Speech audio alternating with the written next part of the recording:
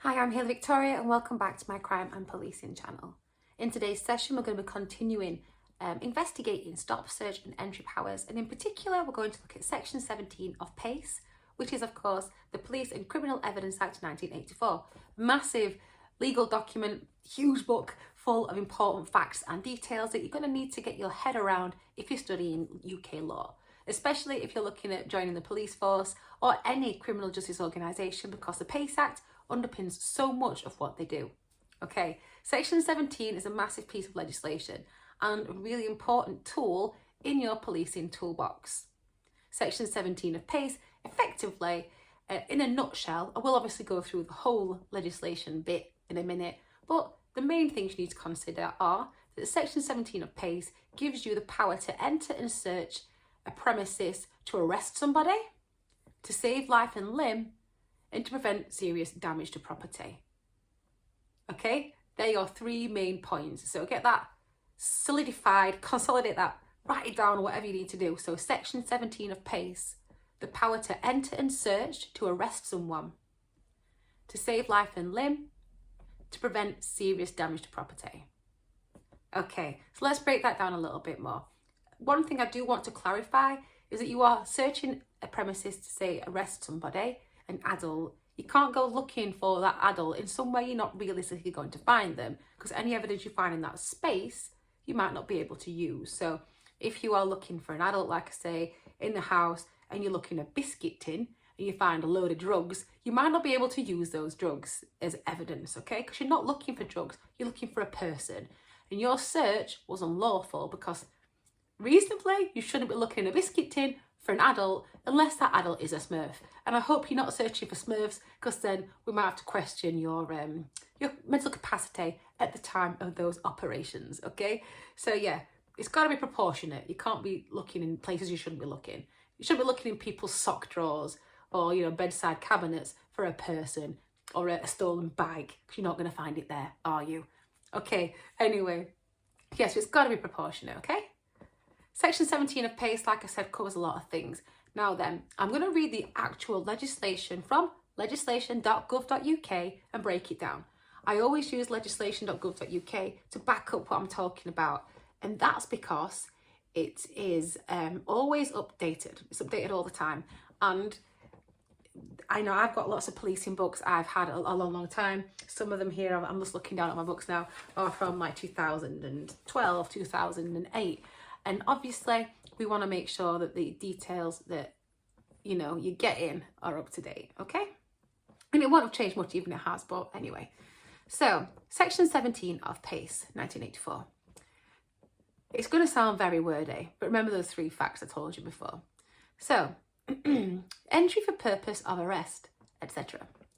Subject to the following provisions of this section, and without prejudice to any other enactment, a constable, that's you if you're a constable, may enter and search any premises, okay, for the purpose of executing a warrant of arrest issued in connection with or arising out of criminal proceedings, so going to arrest somebody, or a warrant of commitment issued under Section 76 of the Magistrate Courts Act, so you're enacting a warrant, of arresting a person for an arrestable offence, so we're still on the arrest bit now, remember the first section, of arresting a person for an offence under Section 1, that's prohibition of uniforms in connection with political objects. 4, prohibition of offensive weapons at public meetings and processions. Or 5, prohibition of offensive conduct conducive to breaches of the peace, and that's from the Public Order Act 1936, by the way.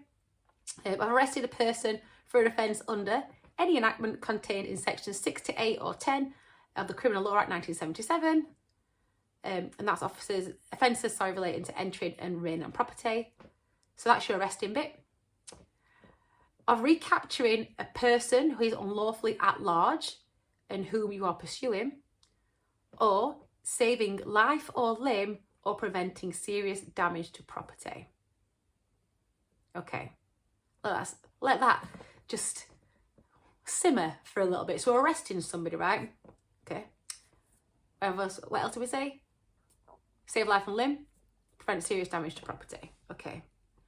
So, subsection 2 of this Act says, except for the purpose specified in paragraph E, which is saving life or limb or preventing serious damage to property, the powers of entry and search conferred by this section are only exercisable if the constable has reasonable grounds for believing.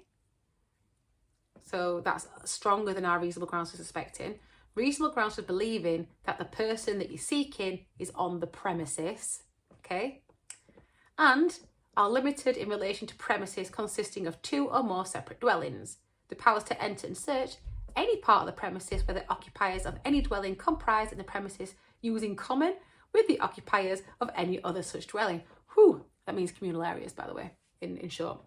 Any such dwelling in which the constable has reasonable grounds for believing that the person whom he's seeking may be.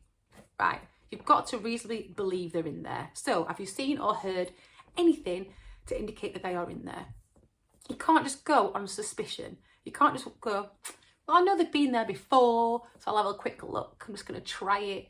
That's not reasonable grounds enough. Remember, you're entering someone's private areas, right? You are going somewhere you shouldn't be going. You've got a reasonable power to go in somebody's premises. You can't just wander in just because you're a police officer. You've got to use your powers proportionately. Otherwise, you're a bad cop, and nobody wants to be that, okay? So the powers, this is subsection 3, now 17. The powers of entry and search conferred by this section are only exercisable for the purposes specified in subsection 1 by a constable in uniform. The power of entry and search conferred by this section is only a power to search to the extent that is reasonably required for the purpose of which the power of entry is exercised. So go back to what I said before. If you are searching for a person, you do not look in a biscuit tin. You do not look somewhere you're not going to reasonably find that person. Or just makes sense, right? Why would you? Okay. Subject to subsection 6. All the rules of common law under which a constable has power to enter premises without a warrant are abolished. Ooh. And subsection 6 says, nothing in subsection 5 above affects any power of entry to deal with or prevent the breach of the peace. Okay, that might sound a bit confusing, but basically, in all that jargon, right, Section 17 of PACE gives you the power to enter and search to arrest a person, to save life and limb, and to prevent serious damage to a property. If you are entering a premises under Section 17, subsection E, 1 brackets E, to save life and limb, human life and limb, by the way, or to prevent property from being seriously damaged, then you don't need reasonable grounds to believe that someone is in there. Because, as I mentioned, you're like looking or hearing for somebody in there, and that person's in, like, you know, turmoil, then they might not be able to make it clear that they're in the house. Do you know what I mean? So I know someone who used Section 17 of PACE to enter the house when they could smell gas coming through someone's letterbox or something a long, long time ago. They entered the house, they saved someone's life, and that was lawful. They were allowed to do that to save life and limb, right? And that person, and you could smell gas out, the person who was in the house couldn't have gone, help me, there's gas, if they're unconscious. That makes sense, I hope. It does to me. I hope it does to you. Okay, in property as well. So there is a case. Of course there's a case. There's always a case. Again, right? So one of my colleagues, when I worked at my organisation before, they told me about when there was a neighbouring house and for some reason something like a flood was happening inside. So the neighbours called, said there's like water gushing everywhere out of this house. An officer broke into the house under Section 17 of PACE, and they entered the premises and stopped the flooding because it was causing serious damage to that person's property. Okay, that's Section 17 in a nutshell. Now there are other ways, other things you can do, and I'm going to read these out for you now. So obviously we talked about power of arrest, and that seemed kind of confusing, didn't it, in that big bump of Section 17. What we do know is that you can enter and search to arrest somebody. But here is what the specified offences and such say in the Blackstone's policing manual. So, power of entry to arrest, yeah, we know that bit. For an arrestable offence, yeah. Power to entry arrest on warrant. So that's premises can be searched in order to arrest a person under the execution of the following warrants under Section 17. So that's an arrest warrant issued in connection with or arising out of criminal proceedings. We know that one. Then there is a warrant of commitment. So that's for non-payment of fines and requires the offender to be taken straight to prison. Unless the fine is paid. A power of entry to arrest for specified offences. Now then, this is a right weird list. So, summary offence with the power of entry in order to arrest. And we have a list here in my book, which I will read to you right now. We've got prohibition of uniforms in connection with political objectives. I read that one, didn't we, earlier? Using violence to secure entry, trespassing with a weapon or offence, squatting on premises. Causing fear or provocation of violence. That's section 4 of public order offences. This is an interesting one. Failing to stop when driving a vehicle or cycle when requested. So I do know somebody, they used section 17 of PACE to enter a premises when a driver failed to stop, swerving all over the place, and then ran into a building where they lived, the premises where they lived, and they could enter on that one because they didn't stop when they were asked to.